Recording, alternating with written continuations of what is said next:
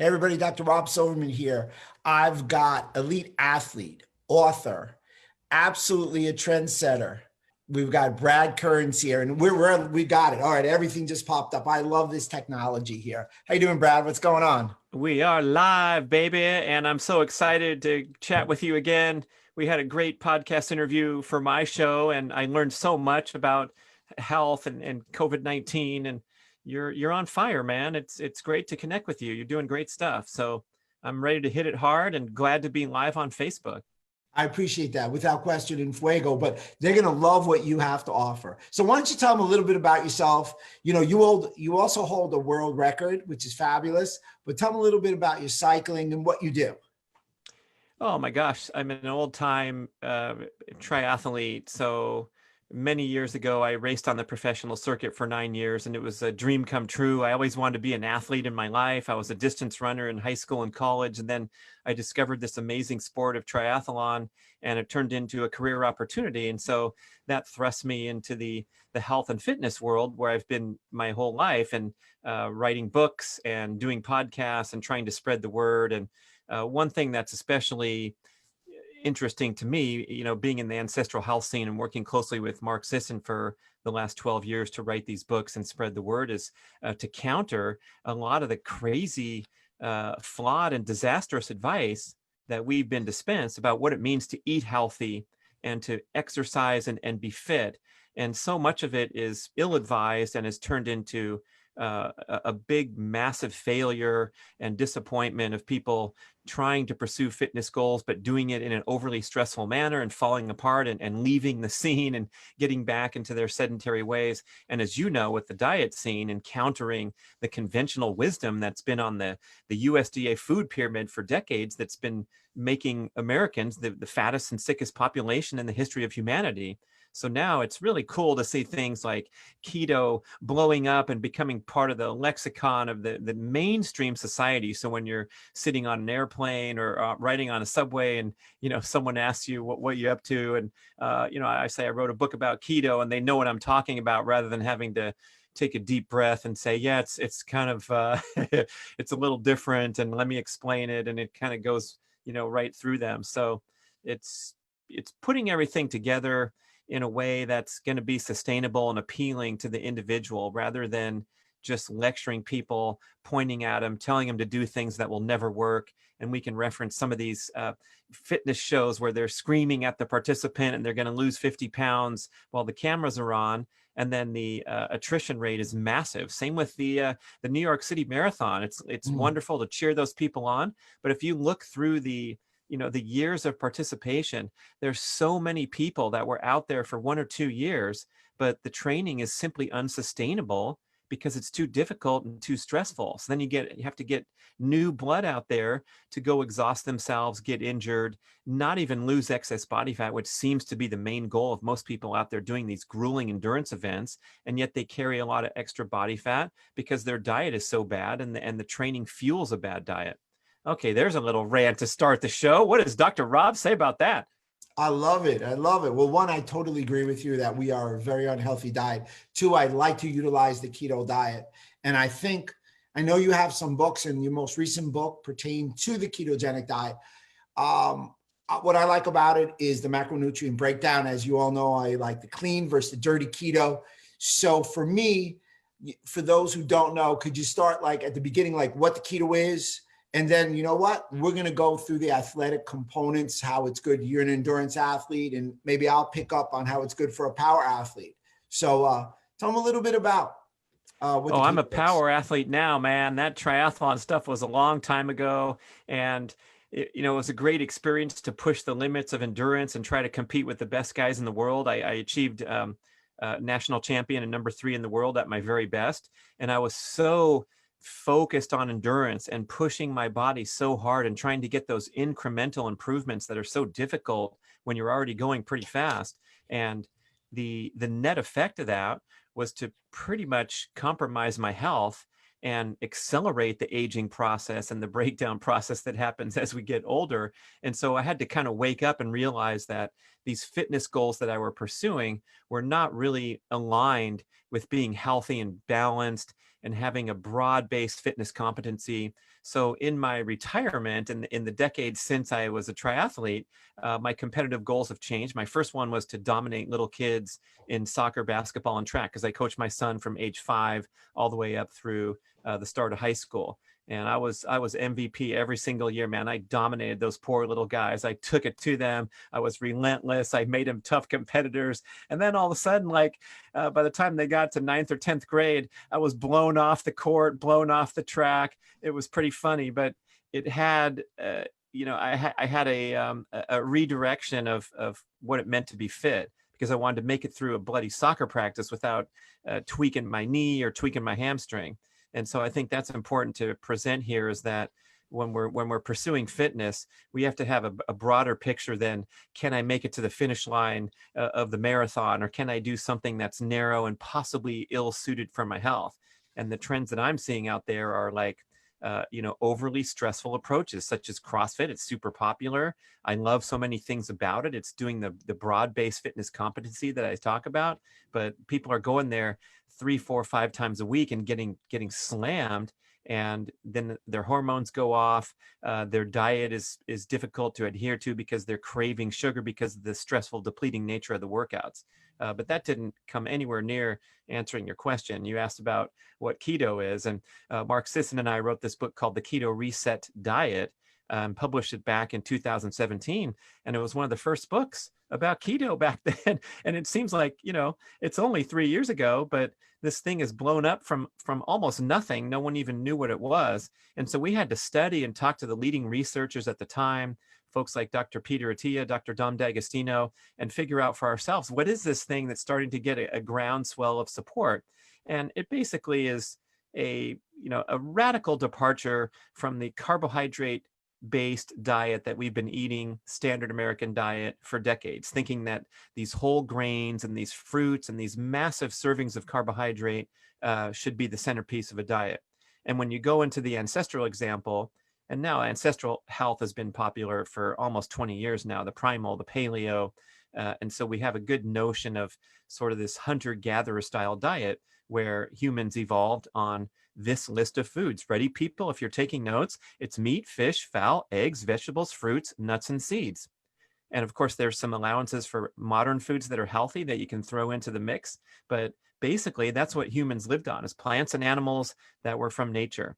And so these breads and these cereals and pastas and rices have been a complete disaster because they've compromised our ability to burn stored body fat, and instead made us reliant upon regular meals and regular feedings of high carbohydrate snacks to keep our energy high, because body fat is compromised. Body fat burning is compromised when we're eating so many carbs, producing so much insulin. Insulin, as you know, is a storage hormone, so it's locking your fat away in storage. And so if you miss even a single meal, you start to get tired, you're cranky, you can't focus, you're snapping at the people around you, and then you go get an energy bar and everything is great again. But as we know, years and decades of this pattern of high carbohydrate eating turn into disastrous health consequences, metabolic syndrome, type 2 diabetes. People are heading down this path in the record numbers than ever before, and we got to turn it around. So the great work that you're doing and other people to say, look, this stuff is not aligned with human evolution and the original human diet, and we have to rediscover what our genes expect, the signals that we send from the foods we eat to promote health, rather than feeling fat, sick, and tired and heading toward disease patterns. So keto is short for ketogenic. And when you greatly restrict the intake of carbohydrates, your body has an alternative method of making energy, which is to produce ketones as a byproduct of fat metabolism in the liver. When we're burning mostly fat, we also split off and make these wonderful molecules that can be burned in the body, just like glucose. So the brain burns almost entirely glucose unless you are adapted through dietary patterns to start making and burning these ketones. And as it turns out, I know this is your life's work too, it happens to be that the ketones burn more cleanly and more efficiently than this dirty burning fuel of glucose. So we have all these incredible health benefits, weight loss, all the downstream benefits of getting rid of the junk out of the diet. But I've been around these people for so long, Rob, and I think I want to make sure that we can pursue common ground, have a friendly conversation, not get into controversy and not turn people off. So really what I like to convey as the starting point here is just get the crap out of your diet first. And then we can talk about your keto numbers and should I prick my finger every day and make it bleed and put it on the strip, and all that kind of fun stuff is further down the road. But the starting point is you got to cut that crap out of your diet. I got my phone because for whatever reason, what we're using, I'm not getting the feed. So I got a ton of questions. Great answer. So just Feed me, baby. Feed me. I'm going to feed you. I'm going to roll with a bunch of questions. So anyway, great conversation. Without question, fat's a much better, cleaner burning choice for overall energy and much better for the brain. Glucose, or too much glucose, used to be what? Diabetes type 3. 75% fat, approximately 20% protein, 5% carbohydrates. Great stuff. The literature is robust on the idea that it's both great for endurance and power athletes. So now come the questions, and we've got a lot. So we may just do questions and answers for the rest of the time. Number one, a good friend of mine, Dave D'Angelo, Purity Coffee. He says, how many days a week would you recommend a HIIT program? Whew. One or two as a quick answer. And the reason I say so infrequently is that if you do a high intensity workout properly, you don't need to do it frequently. You're giving your body a tremendous fitness adaptation in a very short time because you're pursuing maximum output, whether it's jumping up and down on the box or doing sprints or doing a really focused high intensity training session that's not prolonged and reducing quality and exhausting you. So we want to go in there, go hard and go home is the idea of the high intensity workout. That's the proper way to do it rather than prolonged. All right. How many days? That's a great answer. How many days doing HIIT on keto? So just specifically keto. Yeah, good question. That's cool. It's the same thing. If you're doing the workout in the manner that it's intended, you're doing a short duration workout, then you're not burning a ton of carbohydrates. You don't need to go refuel with Jamba Juice after. And, keto works fine for both endurance as well as high intensity working out if you're doing it correctly. If you're going to CrossFit 4 days a week and slamming yourself for 50 minutes straight with your heart rate elevated and doing one thing after the other and then trying to go keto, you know what you're going to get? You're going to get a cortisol bath. In other words, you're going to be producing these stress hormones, these fight or flight hormones to get through the workout. Then you're not going to replenish your glycogen depleted muscles. So how are you going to get the glucose to concentrate at 2 p.m. in the afternoon? You're going to make the glucose through the fight or flight response, gluconeogenesis, and that's bad news. That's called breaking down the body just to make sugar because you're not eating enough because your life is too stressful because you're burning too much sugar. So shorten the duration of the workouts, and then keto works fine. But just to end that question with a little caveat, you got to do this stuff right. Otherwise, you're going to put yourself at risk of overly stressful patterns. So the dietary modification should be comfortable. It should take as long as necessary where you're not struggling, suffering, and feeling exhausted. Mark Sisson and I are adamantly do not believe in the keto flu. There's no necessity whatsoever to suffer in your transition toward keto. And the way you can kind of make it work is to eat as much nutritious foods as you want to feel satisfied. So if you're changing from a breakfast of cereal to bacon and eggs, have 6 eggs, not 2. That's a quote from my friend, Dr. Tommy Wood. He's like, eat real food. People are sending me diaries with 3 slices of avocado and 2 eggs. He's like, no. 6 eggs, the entire avocado. Then you know what it's like to eat in a nutrient dense manner. That'll fuel your workouts really nicely.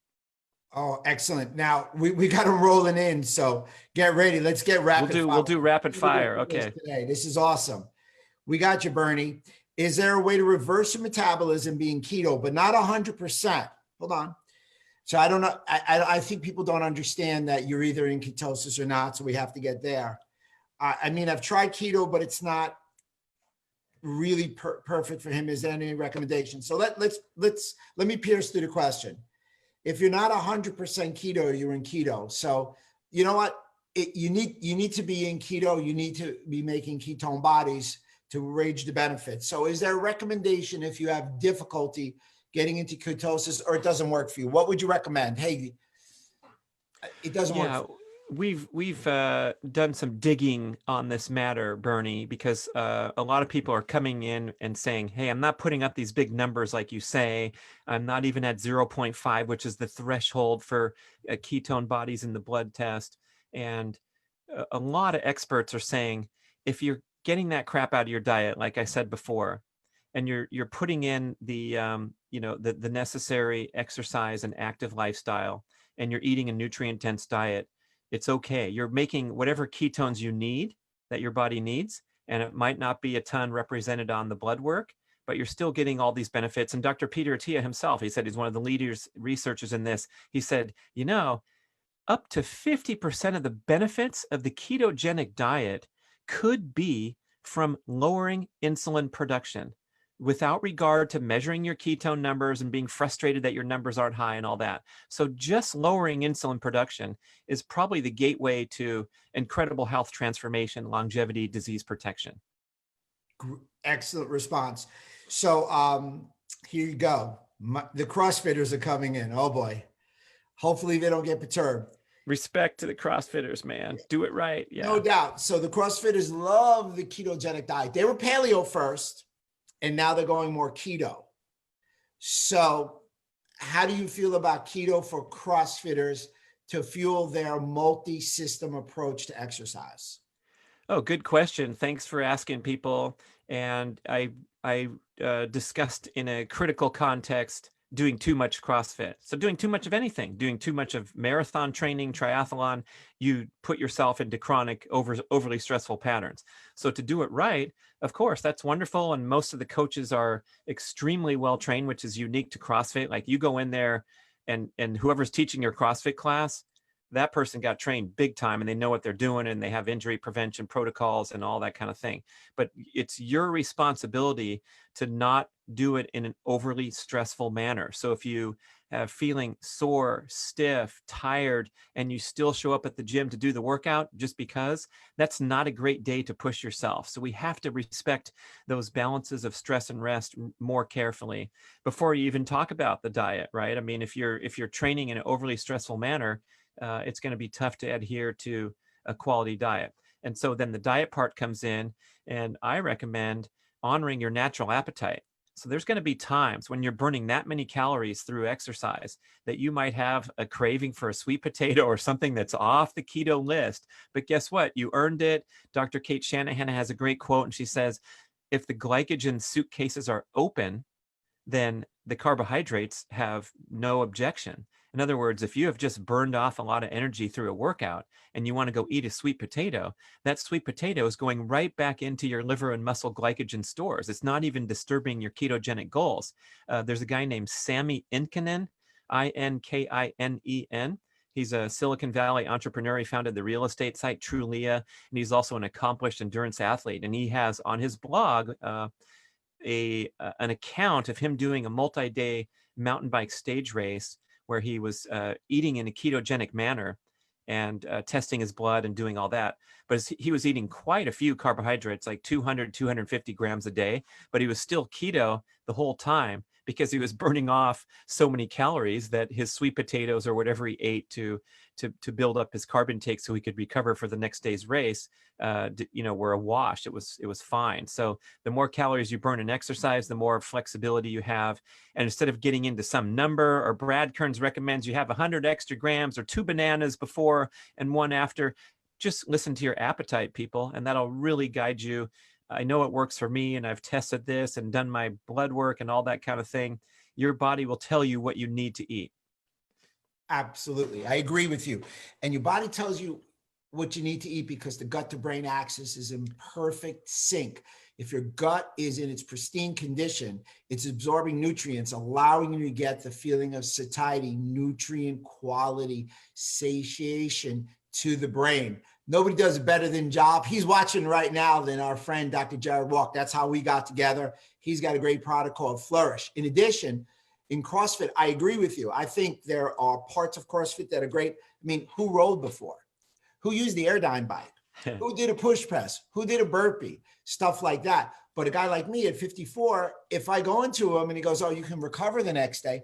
No, I can't. And you're right when you speak to that. So you need someone who understands that advanced athlete, let's say, advanced in age. Bond together, brother. I'm 55 and I'm noticing that I could still do really well. I'm doing great in the high jump, my current athletic passion, but the recovery time, there's just no getting around that.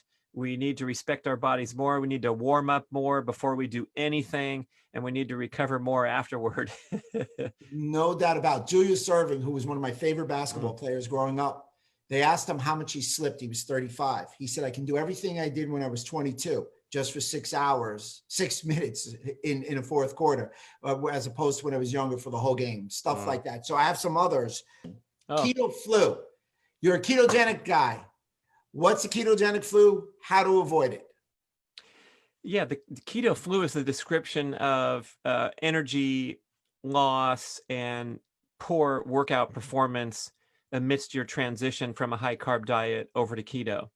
And so you have this double whammy of feeling crappy during workouts and then also having the afternoon blues when you're sitting at your desk.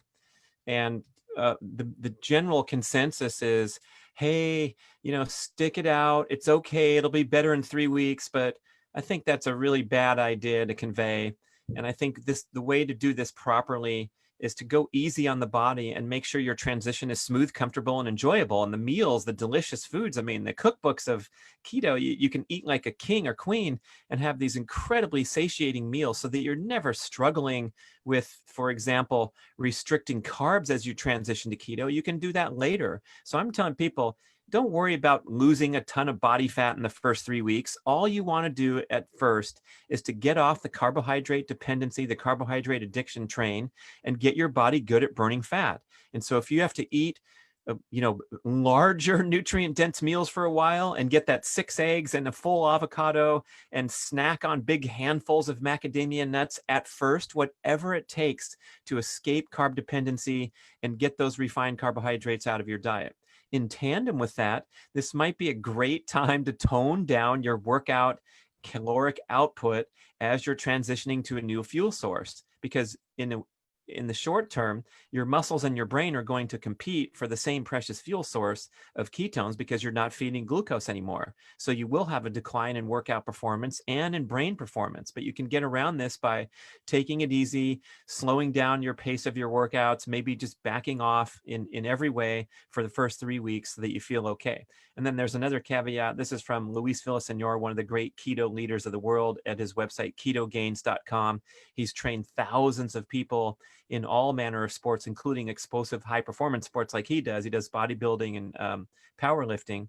And he also points out that a sodium deficiency will present just like the low carb flu. So you're blaming your malaise on not eating enough carbohydrates, but really it's because your sodium balance has changed, because when you cut all that crap out of your diet, you experience less inflammation and water retention throughout the body. So, hey, you're walking down the street, your friends say, hey, you look great. Oh, your face is thinner. It's fantastic. And those are all good things to reduce that puffiness throughout your body. But when your puffiness goes away, you're also shedding some sodium, and you need to rebalance that with additional sodium in the diet. I know, don't tell your old time doctor that you're shaking salt on everything and putting it in your drink. But I just have a general rule of thumb that anytime I drink a beverage, I throw several shakes of salt in there and rebalance the solution so that my body will absorb it through tissues throughout my body. So try adding sodium and also magnesium, potassium if you're transitioning to this diet, because you can shed other electrolytes too. And that is one of the factors besides the aforementioned eating more good food, toning down exercise, and then you'll sail right past the keto flu crowd. Absolutely. That was a very salient point, all about the electrolytes. What happens is, so everybody really gets this. So I'm going to jump in the saddle that you just set for me, in that you're losing electrolytes because you're switching from carbs to fat and you're getting this swoosh of water out of your body. You're losing water when you go from fat consumption, from carbohydrate consumption. With that water, you're flushing out all those electrolytes, hence the idea of the flu. So that's why they say the salts are so good, but the salt is because it's NaCl. And you're getting a little of the beta hydroxybutyrate and things of that nature. So the keto flu, day 3, typically because of that, it's that depletion of the central nervous system. You covered all that. Just wanted to wrap that up in a nice tight bow. Here was another one. You mentioned about eating like a sweet potato. So everybody says, well, essentially I'm giving you the preface. I'm going to say keto adaptation. So people want to know, if I eat something and I pop out of ketosis, how to go back into ketosis. So for you and I, if we were conversing, it's how do you make your body keto adapted? Well, one thing that you want to avoid is this patterned in and out. I believe some of the terms used are like cyclic keto, where you're keto during the week and on the weekend you have your pizza and your ice cream. And the studies have shown the guy in Florida, Jacob Wilson, and his colleagues, that huge book they wrote about keto, very scientific. It's sort of a masterpiece resource. They have done studies showing how difficult it is for people to bounce in and out with this crazy binge celebration pattern thrown in there. And in fact, I believe the research, this is generalizing, but when they go keto for the weekdays and then have a weekend binge of high carb intake, it takes around 5 days to get back into ketosis. So the 5 days of keto aligned eating, and it comes to Friday, they're back in ketosis, and then the pizza comes on Saturday. So the better strategy of this refeeding, my colleague at Primal Blueprint, Brian McAndrew, says life will give you refeeds anyway, so don't worry about it. So when you can go with this commitment to ketogenic eating, and then realize that sometimes, for whatever reason, if it's your kid's 12th birthday party and you're at Chuck E. Cheese, or who knows what's going to happen, you're going to have these carbohydrate increases at times. And you just, recalibrate. The best way is through an extended fast. If you're really serious about this stuff and you have a big dessert celebration at the party, you wake up the next morning, you skip a meal, maybe skip another one or delay another one, then have a string of keto aligned meals, and everything's wonderful. And I'm personally, guiding people away from obsessive testing and tracking, because I think it can bring more frustration than success. And really what we might want to pay attention to more so is how you feel and how great it makes you feel to skip a meal and get into that fasted state where your brain's working better, your inflammation is down, your immune function is improved, and to have that weapon in your arsenal all the time. What's wonderful about that is you can enjoy these celebratory incidents in life and not worry about it and not stress about it. I have a podcast episode on my channel, the Get Over Yourself podcast, and I think I titled it "The Fatty Popcorn Boy Saga." And that was me enjoying these bowls of popcorn at night when I'd gather with family and I'd make this great popcorn. And it was so good because I haven't eaten it in so long that it started to turn out, instead of a celebration, it was like every night I was banging this popcorn. I added a few pounds of excess body fat. I couldn't believe it because I always have this image of myself as an athlete. And I'm like, oh my God. So I had to recalibrate and notice that, this celebrations have gotten out of hand. But I think if we can just relax a little bit, not stress too much about those times when you depart from your best laid plans, and then get back on the saddle, like you said, you got that saddle analogy, do some fasting and you're fine. So I got a couple more questions coming in, but Bernie asked a question. So it's the Keto Reset Diet. Several people asked, what's your book? So it's the Keto Reset Diet. And we have a sequel called Keto For Life that recently released. And what's cool about that one is it leverages this experience of ketogenic eating into the esteemed lifestyle goal of longevity. So it's like keto for longevity, where we're talking about long-term quality of life, bringing in the other elements like your mindset, enjoying yourself along the way. Because another thing that's been compromised, I think, in the hype of keto is, this serious driven type A person is attracted to this idea because they want to be better and they have goals and they want to look good, and you're only allowed to eat this many carbs, and you get kind of this hardcore mindset that can ruin the enjoyment of the journey. And I know I've been that guy before, because in triathlon, it's extremely grueling, hardcore sporting event. I was competing on the pro circuit. I wanted so badly to do really well and to win and get my name on the magazine and my picture. And when you get kind of too intense, too driven, too focused, sometimes that can serve to hamper your progress. and hamper your enjoyment of the process. So if we can stay process oriented and enjoy the experience and appreciate, for example, going to the store, buying the ingredients and making a delicious home cooked meal, that's where the value and the richness is and the celebration of life, rather than just saying, hey, I got my numbers down, but I'm an asshole to my girlfriend. That doesn't really, sorry, Facebook, maybe you'll bleep that out, but we got to look at this big picture. So that was kind of the second book, was to bring in some more elements. Absolutely. Second and last question. You said fasting. A lot of literature says that keto and fasting very synergistic for health outcomes, athletic outcomes. Do you want to expand upon that just a little bit? Well, I think the original evolutionary adaptation of ketosis, of making ketones to send to the brain to burn, is originated from starvation. So instead of dying of starvation, our body kicks into gear all these amazing evolutionary tested mechanisms to keep us not only alive, but alert and energetic. And so when we're starving, we make ketones, the brain's still working so we can go out and find food and not die. That's the ancestral example. We're not going to die today, but we have to remember that keto comes from starvation or extreme calorie restriction and or extreme carbohydrate restriction. But the way that's been distorted lately is using keto as free license to stuff your face with fat all day long because it meets the keto macronutrients. And so if fasting is the centerpiece of your keto experience, that's when you're doing it right. That's when you're getting the most benefits, especially mitochondrial biogenesis is triggered by fasting and calorie restriction rather than high fat intake alone and low carbohydrate intake. And the mitochondrial biogenesis is making more energy producing power plants in your cells so you can burn fuel more cleanly, eliminate disease risk factors like oxidase and inflammation and the things that cause heart disease, cancer, diabetes. So to be the best you can be as a keto person,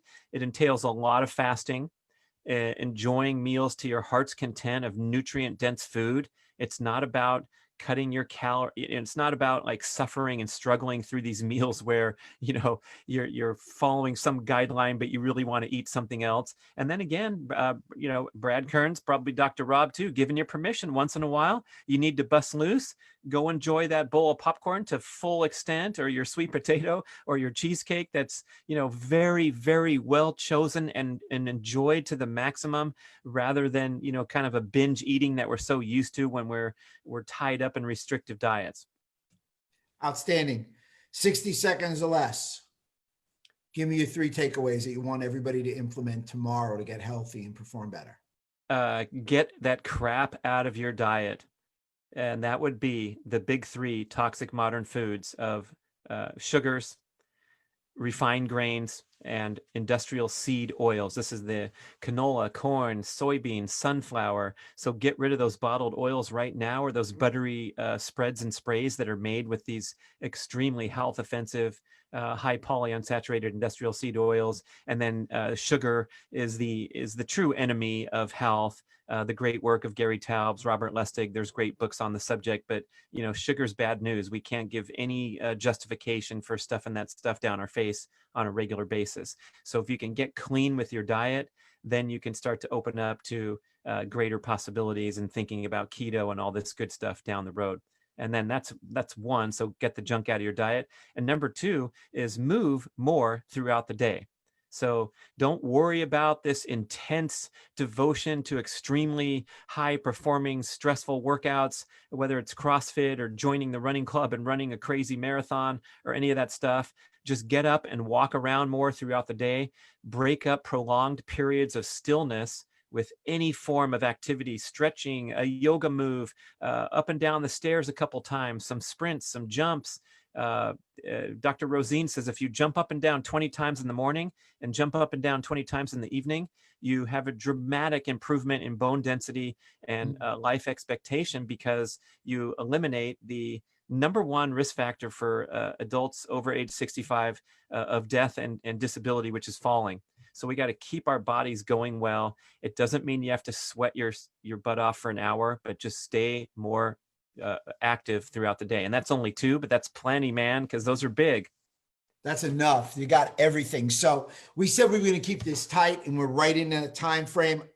there's no way that we can get to all the questions. So that means we have to do this again. So before we sign off, tell me, how can they get in touch with you? Oh, thanks, Dr. Rob. I love to connect. I have a website, bradkearns.com, and my podcast is called Get Over Yourself. You can find that wherever you like to consume podcasts. I have a lot of fun, as you can tell by the title, but it really has a serious meaning, which is enjoying that process, not attaching your self-esteem to the outcome of what you're doing, and just, going through your passions and your competitive intensity are allowed to be unleashed. You can have big goals and want to achieve great things, but get over yourself in the process, enjoy yourself, and, just make a meaningful contribution. That's what the theme of the show is. And I think your listeners would love it. Absolutely. It was my pleasure to be on it. I'm happy to have you. I was very earnest. We've got the book. So hang on. As we close off our Facebook, we'll do that right now. It's been my pleasure. Brad Kearns. Wow. I mean, that's it. One quick word. Wow. It's been my pleasure. Everybody, Dr. Rob, always yours in health.